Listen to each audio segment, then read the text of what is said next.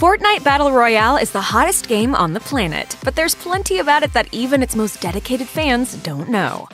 63-Day Phenomenon. Fortnite was initially pitched as a mashup between Minecraft and the co-op zombie shooter Left 4 Dead, and that's basically what we got when Fortnite Save the World hit early access on July 25, 2017, pitting teams of players against hordes of monsters, forcing them to build forts to survive the carnage. But it's Fortnite's Battle Royale mode, not Save the World, that became the hit you know and obsess over. It took 6 years of development before gamers could play Save the World, and it earned mediocre reviews, but Battle Royale mode was made in just 2 months and needed help from Epic's Unreal Tournament development team to get done on time, and it conquered the world.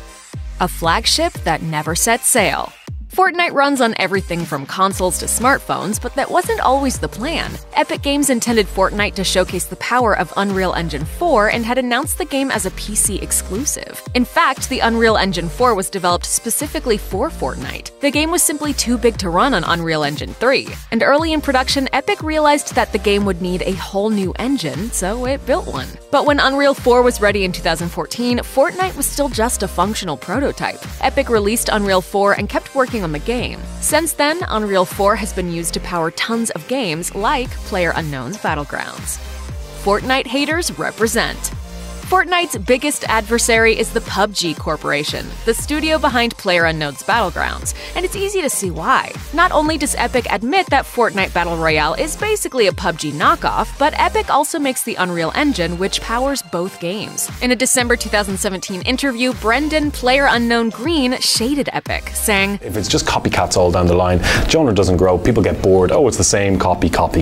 Still, you can't copyright game design. PUBG eventually sued Epic for copyright infringement in a South Korean court, not an American one. Not that it mattered. PUBG Corporation dropped the suit a month later, though no one knows why. One thing we do know, Epic is free to cannibalize PUBG's audience for the foreseeable future.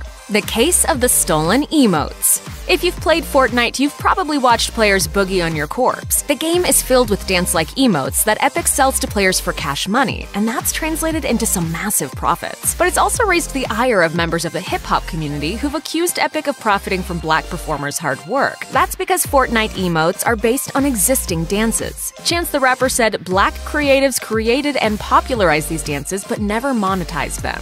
2Milli, whose Millie Rock dance appears in Fortnite as the Swipe It emote, agrees, telling Kotaku, "I don't feel it's appropriate that my art, dance, which is a big part of culture, is basically stolen." Fortnite has fans in the hip-hop world, but plenty of people are calling out the game for cultural appropriation. And you thought Epic only copied PUBG's style. In Fortnite Gauntlet.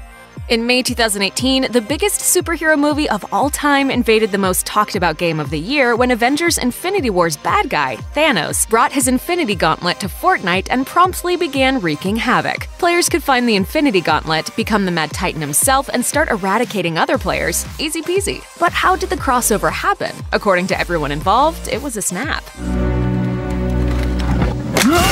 According to Entertainment Weekly, Infinity War directors Joe and Anthony Russo are big fans of the game, and they played it whenever they needed a break from editing Infinity War. It was their idea to put Thanos into the game. So they called Donald Mustard, Epic Games' worldwide creative director, brainstormed on the phone for about an hour, and then Epic's developers got to work. Before you knew it, the big purple goon was in Fortnite, and fans couldn't have been happier.